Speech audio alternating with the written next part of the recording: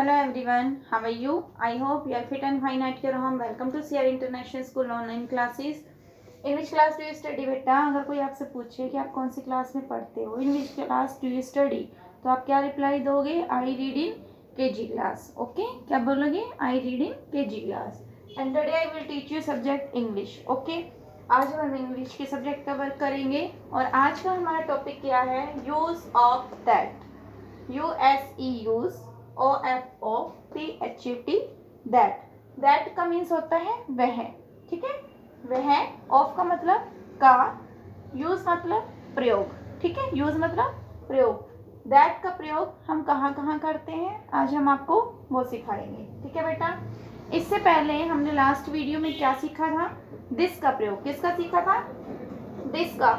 THIS, this. This means यह. This का मतलब क्या होता है? यह. और आज क्या करेंगे हम? दैट. दैट मीन्स वह. देखो, दिस मीन्स यह.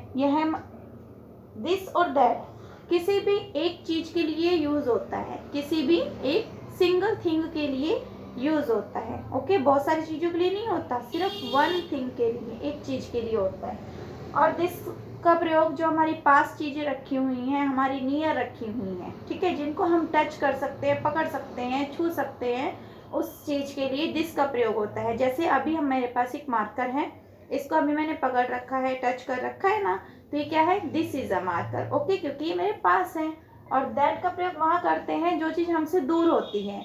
जैसे अभी मैं यहाँ खड़ी हूँ, वहाँ पे एक टेबल रखी है, यहाँ खड़े खड़े हम उस टेबल को तो नहीं छू सकते, तो वो टेबल दूर है. कहाँ है? दूर.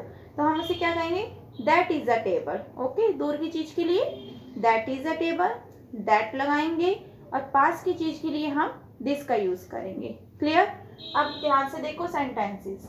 फर्स्ट सेंटेंस क्या है हमारा? Dash IS is a TREE, tree. अब देखो, हमने दिस का जब हमने यूज सीखा था, तो दिस की पिक्चर कहाँ थी? डैश के पास, यहाँ पे बनाई थी हमने, इस कॉर्नर में यहाँ पे बनाई थी ना. राइट, हमने कहाँ बनाई थी? लेफ्ट साइड बनाई थी, यहाँ पे. ठीक है, क्यों बनाई थी? डैश के पास क्यों बनाई थी? इसका मतलब हमारे पास वो चीज है जिसे हम टच कर सकते हैं, इसलिए हमने यहाँ पे दिस का प्रयोग किया था. ठीक है, आज मैम ने पिक्चर कहाँ बनाई है? राइट हैंड साइड बनाई है. ओके, इस साइड बनाई है, देखो. ठीक, हमारे यहाँ से राइट हैंड साइड है और बोर्ड की साइड से लेफ्ट हैंड साइड पड़ता है. ओके बेटा, तो आपको ऐसे देखना है. तो आज पिक्चर कहाँ है? डैश से दूर बनी हुई है. दूर है यानी कि हमसे चीज कहाँ है? दूर है. हमसे कहाँ है चीज? दूर है. इसका मतलब यहाँ पे क्या आएगा? दिस आएगा या दैट आएगा? बताओ. अब देखो, डैश के पास चीज नहीं है, ठीक है, यानी कि हमारे पास नहीं है, हमसे चीज दूर है, तो हम क्या लगाएंगे? That. That is a tree. क्या फिल करेंगे हम यहाँ पे? That. THAT, that. That means वह, इज मीन्स है, अ मीन्स एक, ट्री मीन्स पेड़. वह एक पेड़ है.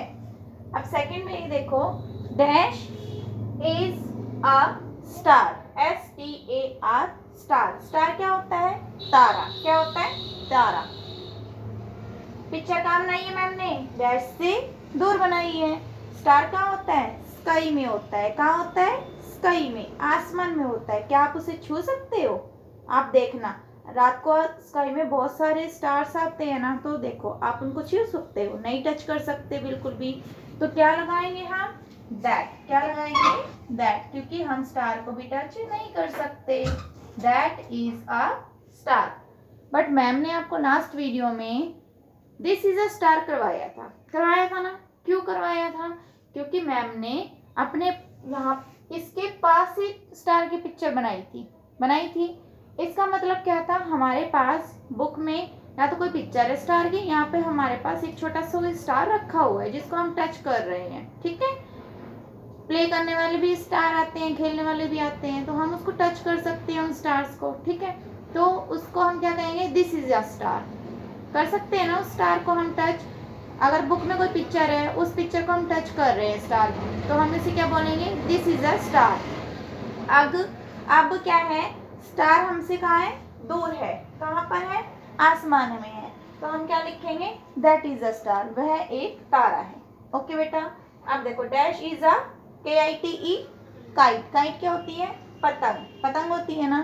जब तीज का त्योहार आता है, आप बाजार से, मार्केट से बहुत सारी काइट्स लेके आते हो, लाते हो ना, तो आप उन काइट्स को टच करके ही लाते हो, वो आपके पास होती हैं।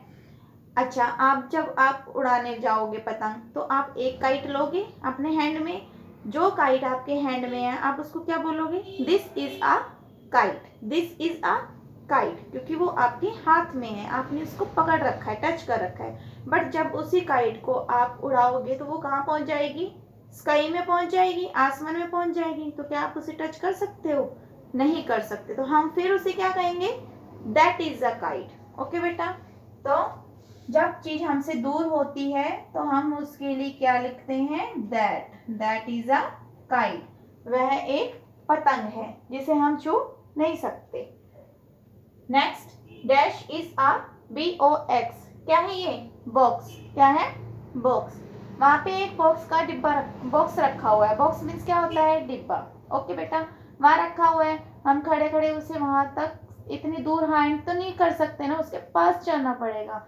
लेकिन यहीं से हम क्या कहेंगे, दैट इज अ बॉक्स, कि वह एक डिब्बा है। Okay, that is a box. तो यहाँ पे हम क्या लिखेंगे, that, THAT, that. I hope आपको क्लियर हुआ होगा बेटा कि दिस का प्रयोग कब करना है और दैट का प्रयोग कब करना है। यहाँ पे तो आपको इतना ही ध्यान रखना है कि डैश के पास पिक्चर बनाई है मैम ने, इट मीन्स हमारे पास चीज है, तो उसके लिए हम दिस लगाएंगे। अगर डैश से चीज दूर है, इट मीन्स हमसे चीज दूर है, तो वहां पे हम दैट लगाएंगे। ठीक है, जब इसके पास चीज होती है तब क्या लगाते हैं, दिस। क्या लगाएंगे, दिस। और जब हमसे चीज दूर होती है तो हम क्या लगाएंगे, दैट। ओके बेटा, किसी भी एक सिंगल थिंग के लिए जिसे हम छू सकते हैं, टच कर सकते हैं, पकड़ सकते हैं, ठीक है, उस चीज के लिए हम दिस यूज करते हैं।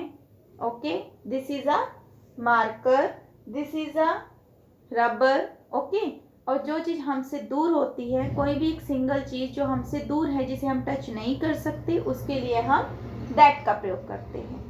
ओके, आई होप आपको अच्छे से समझ में आया होगा, और अच्छे से बेटा इसको समझ के करने की कोशिश करना। कोई प्रॉब्लम आती है तो आप अपनी मैम को कॉल करके पूछिए। ठीक है बेटा, अच्छे से वर्क करना। Thank you so much, bye bye, have a good day.